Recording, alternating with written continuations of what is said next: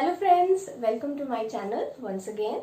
So in continuation with the previous lecture, we are going to start with lecture number 2. That is an introduction to the invertebrates. Invertebrates are the organisms that lack a backbone. Therefore, these organisms are also known as spineless organisms. Invertebrates are the organisms which are soft-bodied animals and do not contain any internal bony skeleton. Okay, but these organisms, they contain outer skeleton which is meant for various purposes like protection, defense, etc. The invertebrates are the animals that form the largest group in the animal kingdom. So invertebrates are the organisms that constitute the largest group of the animal kingdom. About 97% species of the animal kingdom is comprised of invertebrates alone. Therefore, it is the largest known group. Till now, about 1.25 million species have been identified. So, 1.25 million species of invertebrates have been described now, but being very large in their number, the researchers are saying that their number may even reach up to 10 to 30 million species.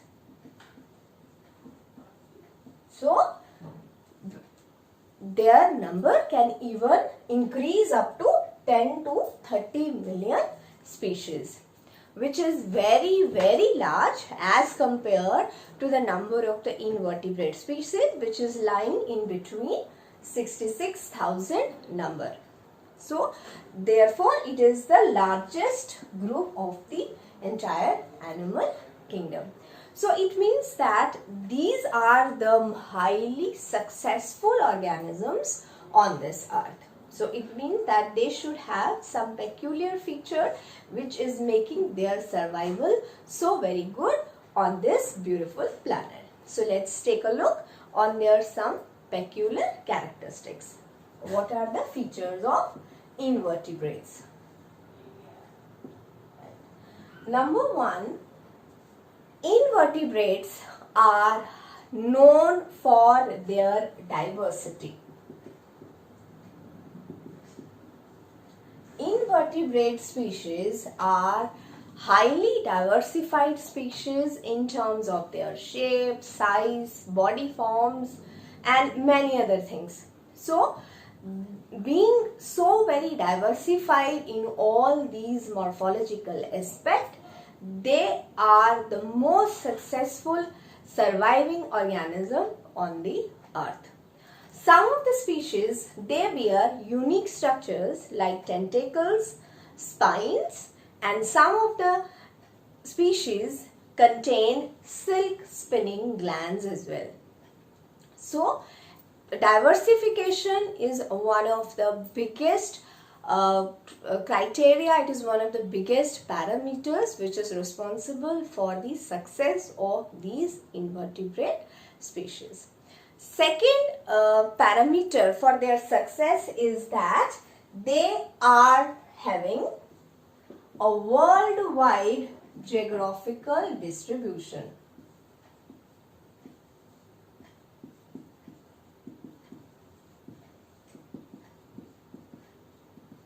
So, these are the animals which inhabit almost every part of the earth.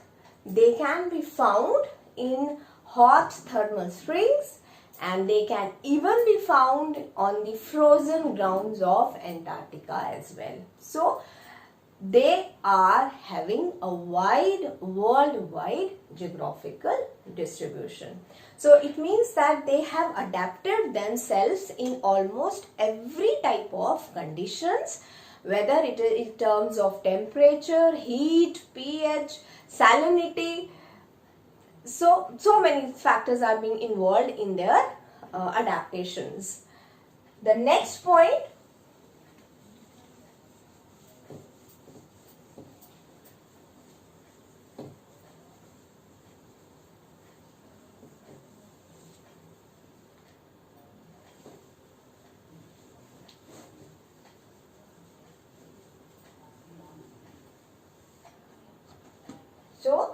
The next point is their size, the diversification in their size.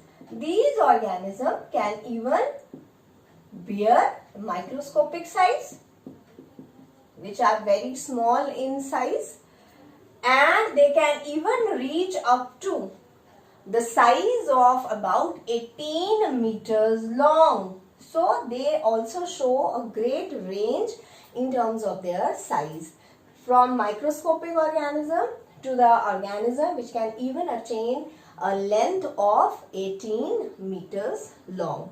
So this is also one of the biggest factors. The next parameter is their unique feeding pattern, and they are also known as opportunist feeders. These organisms can feed on every kind of the matter, plant matter, animal matter, and even in the dead decaying material as well. So they also show a great variation in terms of their feeding pattern plus nutrition. Second, the next point is their reproductive strategies. Reproduction. So these organisms can reproduce by both asexually as well as sexually mode of reproduction. Asexual methods can follow fragmentation kind of examples, whereas in case of sexual mode of reproduction, there is the formation of true gametes followed by fertilization, the fusion, formation of gametes, and at the last the emergence of new organisms.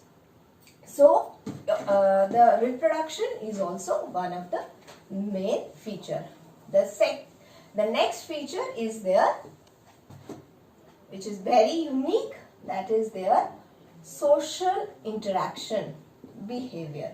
So these organisms also show social behavior, which is well executed by the species, by the organisms like ants, bees, termites, etc. So these organisms also show social interaction where they can transmit, they can pass on the messages, and it is well seen in case of ants, bees, termites. Next is the nervous system. Nervous system may not be as complicated as seen in case of higher animals, but they do have a central control which is responsible for controlling all the metabolic and biological functions of the body. They do respond to the stimulus, they do respond to the changes in pH, temperature, salinity, pressure, etc. So they also have a nervous system which not be as well developed as we see in case of higher animals, right? Thus, these are some of the factors which are seen in case of invertebrates. Now, being so diversified in their nature, in their number, in their characteristics, we have divided, in order to reduce the confusion between the different types of the phyla. What we have done, we are going to divide the invertebrates into two groups. Right, so we can divide invertebrates into two further groups. One, the lower invertebrates, and the higher invertebrates. Right. So there are certain points of differences in between these two groups also. So we are going to discuss it one by one. Lower invertebrates are those invertebrates which are very simple in their origin. Right? And higher invertebrates are those invertebrates which are complex in their origin. Right? Lower invertebrates are the organisms which are multicellular organisms but show cellular level of organization. And higher vertebrates are those organisms which are showing tissue, organ, or organ system level of organization. Okay. There in lower invertebrate we are also having certain groups which might show tissue level of organization also, but on a whole, on a majority, they usually show cellular level of organization. Then the next difference in between these two groups is their symmetry. Lower invertebrates may show asymmetrical, radial or biradial kind of symmetry, but higher invertebrates mostly show bilateral kind of body symmetry. So this is another point of their difference, that they are showing different types of symmetrical pattern in the form of asymmetrical, radial, biradial, but these majority of the animals of the higher invertebrate group, they show the bilateral kind of symmetry patterns. Then the next point,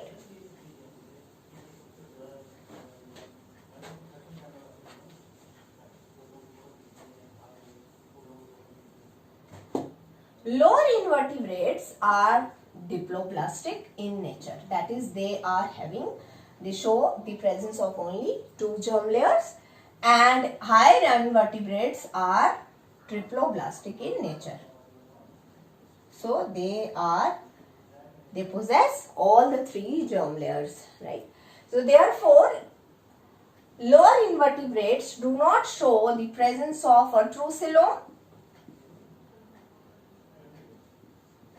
On the other hand, invertebrates always show the presence of a true coelom. So there the true coelom is present.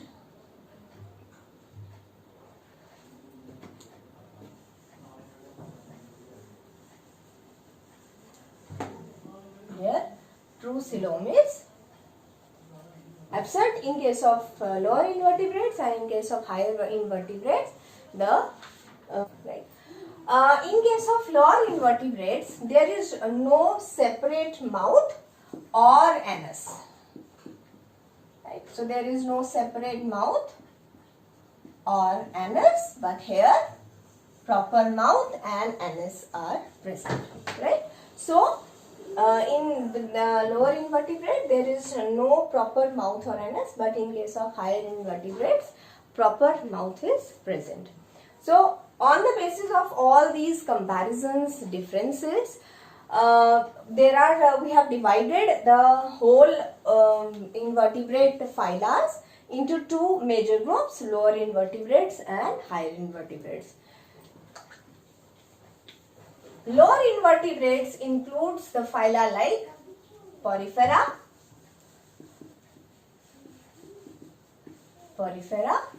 then Coelenterata.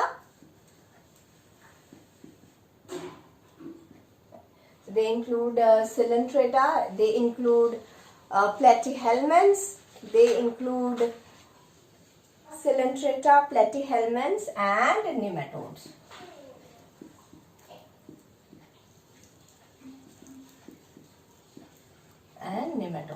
On the other hand, the remaining phyla are included under higher vertebrates like mollusks, annelids, arthropods, echinodermata are included under higher invertebrates.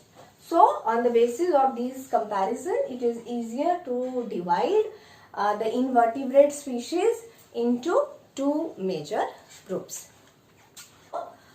In view of all the characteristics, the comparisons that we have made, there is a great diversification in terms of invertebrates. We are going to start with the very first phyla of invertebrate in our upcoming lecture.